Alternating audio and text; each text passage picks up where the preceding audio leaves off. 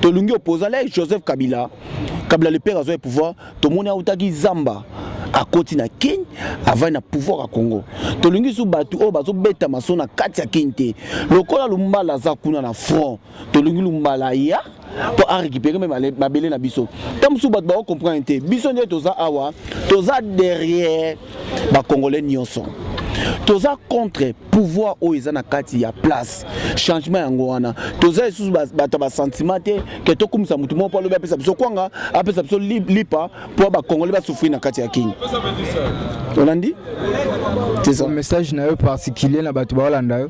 Bon, message ezaka ke ba congolais mutu nyonso azana droit, aza libre ya ko pona parti na ye. To sala ba marche pour na papa Tshisekedi. Tozu solution te des années tozu solution te.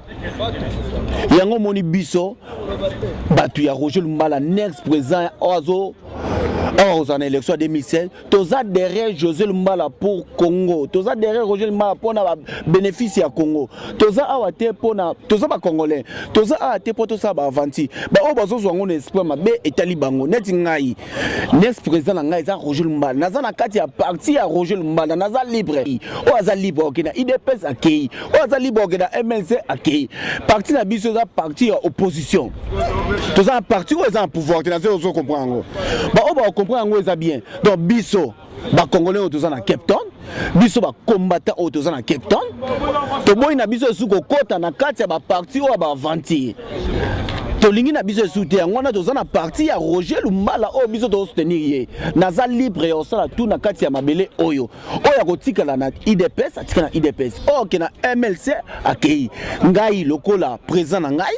N'exprésé cause la Roger Lumbala yango moni to bandi propagande na biso to bandi makele na biso siko fidèle internaute bozo mona bino moko TV za radio te tozo talisa bino makambo o nyonso ezoleka na sika oyo batu baze belé baza kolobela sur mutu o bango bamoni pour le moment na Afrique du Sud ba soutenir naza pena moumbu ya Nzambe oyo aza moko ya koko ya mboka moumbu ya Nzambe. Bonjour gouvernement vraiment to moni yo Napolo ya effigie ya Roger Lumbala bino tout boza ko support Roger Lumbala particulièrement na yo ka lisolo ke yo ozalaka mutu ya MLC mais lelo na moni yo oza ko soutenir Roger Lumbala to yebite eloko nini o ya esalike yo o soutenir Roger Lumbala. En tout cas, on se présenter pour la Roger Lumbala, les autres là-bas Koufa Bisengo Congo et Bandi Nanden Bisengo et puis rêve à Congo et Bandi Moutango to bande kozela yeyo mais bozela pe tu sais que belé Charles mon papa bien té rêve à Congo yango salami na lui ya mabe makasi tala barave ango tozalaki nango mutango yeyo Roger Lumbala aye naleli Dodo Linke ma chambre de commerce. Bonjour. Bonjour. Toza kotuna mituna ndenge toza kotambola na caméra comme étant tout le monde nous connaît que toza ba oyo to panzaka sango na Afrique du Sud précisément na Cape Town awa lelo to moni yo nanu to mona yo te mukolo moko olata ata elamba ya songolo pakala mais kasi lelo to moni yo olati elamba ya Roger Lumbala masolo oyo yango esali ke Dodo Linke ma alata pe elamba ya Roger Lumbala. En tout cas, merci beaucoup gouvernement. Nakoki ko répondre à yo vraiment pour nous ça vraiment trop large j'étais. Nakoye biso boy ngai Roger Lumbala na yebaka na IDPS. Na yebaka na IDPS ngana za muta MNC.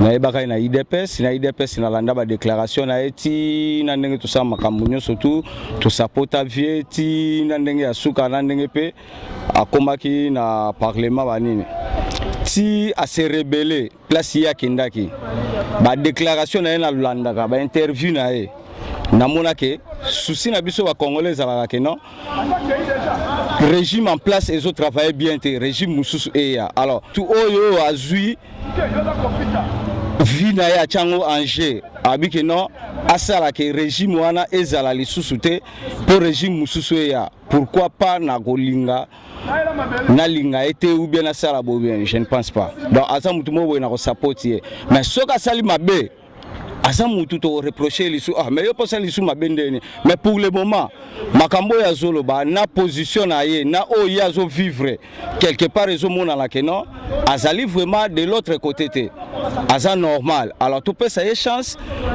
comme candidat il y a 2016 alors tant to ba candidat 2016 exactement que Roger Lumbala alobi lelo Kabila alongwa ou bien litepo to que ne pas to son pas président de la République démocratique du Congo et Joseph Kabila juridiquement parlant.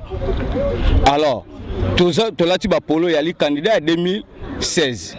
Alors à vrai dire mal à pays mobimba lelo to ali na 2013 toujours que vers octobre candidat morotena na bimi population et position aussi longtemps toujours c'est là que non il faut passer na basine na 2016 à tabilo moko salagate. Il faut tous quand même préparer nani alors azul le devant a osé que hier azali candidat alors pour la monique non asa fils du pays asa congolais asa ba référence na makamunyo surtout alors on a passé chance total en 2016 chance sourire hier a swapé pouvoir a bandeni na diriger biso d'après ma promesse na donc on a répondre Faustin Manjikala oyo asali mada city Captain ezala bonjour Faustin Manjikala bonjour gouvernement Passango Bonne oui ça va tomoni et comme sabatu ndenge na otiko yoka na CC balobi ke tata Nzambe ateki bokonzi po batu batelema ki bitumbe komi non na suka te meto moni tata Nzambe na polo eza haute trahison to eza nini to ebite yo moko Nzambe ko loba nini non mais loba ko za congolais te Roger Lumbala la congolais et puis biso tout ba congolais autora la posa ya nyama na Kabila te to supportera tous les congolais oyo azali pour biso to na boka na biso donc initiative à Roger Lumbala na landa ki ba déclaration na personnellement la monique non a commis na souci que il faut to kende ko bengana ngumu à côté biso atandako Congolais, ceux qui mutapesi makanisi, bamona beaucoup plus ka mbongo. Yo siko ko lo banini na makanisi o bandeko bazozwa topé ba fausse intervention ya batu. Non, personnellement ngala mutu ya IDPS na mutu ya MLC Jean-Pierre Bemba. Oya biso leader atana boloko tu lelo. Mutu nya surtout abunsaka mboka azaka na exil ou bien kotaka boloko.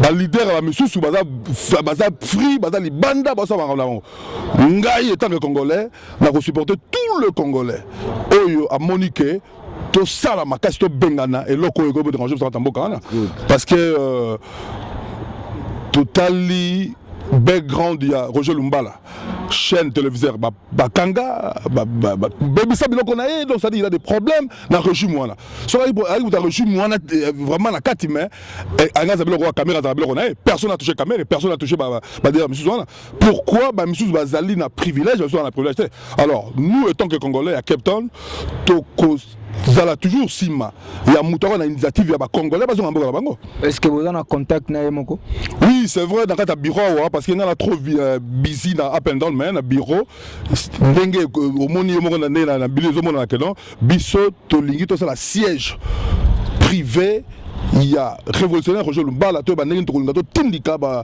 biloko mikemike zo déranger dans tamboka message mo particulier message zali peuple congolais combattant révolutionnaire toye bayango ke pona ko bunisa mutu il faut yeba mutu yango ndeko na biso oyo Lumbala aye na initiative oyo biso surtout totika fanatisme ngai personnellement na mutu ide peste nazali mutu MLC oyo biso leader Jean-Pierre Bemba na boloko et alors lokola ndeko pratiquement libanda akeina banzela na epo to lokamaka to benga mutu alors on est tous derrière lui. Merci. Bonjour journaliste, ça va? Oui, ça va, Dr Jules. Donc, Nayobité, présence na yo, Tomonio malgré Olati Polote, mais présence na yo et Sika Oyo, ce qui est signifié nini na communauté congolaise, ni on se bakolanda yo, babi ki balanda yo, au salaba débat, au salaba exposé, ndenge, et lelo na makambu ya Roger Lumbala ba moni présence na yo. Juste un message par rapport à la présence dans les Sika. Bon, comme vous l'aviez dit, Ici à Cape Town, je ne suis pas un activiste, je suis un concepteur de la résolution oppositionnelle de la diaspora. Alors, on a Western Cape, c'est en Afrique du Sud, c'est très longtemps, comme vous l'aviez parlé, pour les gens qui me connaissent. J'ai entendu parler de la chose du Congo. C'est qu'il y a un fils du pays qui, de près ou de loin, a été toujours protégé ce pays par beaucoup de stratégies, surtout des stratégies militaires de libération dont il a été toujours l'objet avec beaucoup de risques. Et que par conséquent, aujourd'hui, au fur et à mesure, j'ai entendu parler de l'exhibition qu'a fait de la présentation de sa candidature ici à Western Cape. Et comme un Congolais, je me suis donné cet honneur de pouvoir venir et de trouver et d'observer ça qui justifie ma présence. Donc, pas juste observation. Non seulement l'observation latente, ça peut être une observation activée, puisque j'ai beaucoup de l'estime avec ce personnage de Roger Lumbala, qui presque dans sa jeunesse révolutionnaire, il a sacrifié non seulement par les options beaucoup plus pacifiques, mais quand je me rappelle, c'est un officier de RCD, un officier bien gradé de RCD, qui a combattu à RCD bien sûr. Et je l'ai trouvé pour des faits de résolution qui n'ont pas tenu. Il a été à Guadolite, c'est un officier aussi. Et vraiment, je crois que c'est un chercheur de paix au Congo. Et il sera bien analytique de pouvoir comprendre que non, c'est une personne qu'il faut dire aux Congolais, c'est une candidature à observer avec absolutisme. C'est ça, c'est presque ce qui justifie ma présence ici. Je crois que je suis clair. Un message particulier? Un message particulier, c'est que nous devons, en tant que combattants de la diaspora, en tant qu'officiers de certains bataillons de la diaspora qui ne sont pas encore au Congo, nous devons être sages d'attendre les stratégies du concept politique. Un combattant n'est pas appelé de faire la politique. Un combattant, c'est un militaire. C'est quelqu'un qui obéit aux instructions du concept politique. Et si nous ne comprenons pas ça, alors il n'y a pas libération. Et c'est là où j'invite à tout le monde de pouvoir comprendre. Je crois que j'annonce la conférence de presse qui sera, nous aurons à parler sur un café de la problématique de l'opposition et l'harmonie qui se passe au Congo. Et je crois que de cela, nous allons beaucoup plus étoffer certaines des stratégies qu'on a prises et qui a échoué. Et les stratégies actuelles ne seront pas parlées. C'est ça. Ok, merci. Et j'ai voulu ajouter ceci. D'après l'expertise de la diaspora, on a compris que ce n'est pas par les discours simplement que nous allons trouver des résolutions. Les résolutions actuellement ne se comprennent pas en termes de discours. Moi je crois qu'il doit y avoir des Congolais qui se lèvent et qui retroussent les manches et qui se mettent sur la rue pour protester. Et d'autres Congolais qui sont des Congolais que nous appelons des particularités, ils doivent retrousser les manches pour essayer un peu de résister en technologie et en intelligence forcée. Je vous remercie. Okay, merci.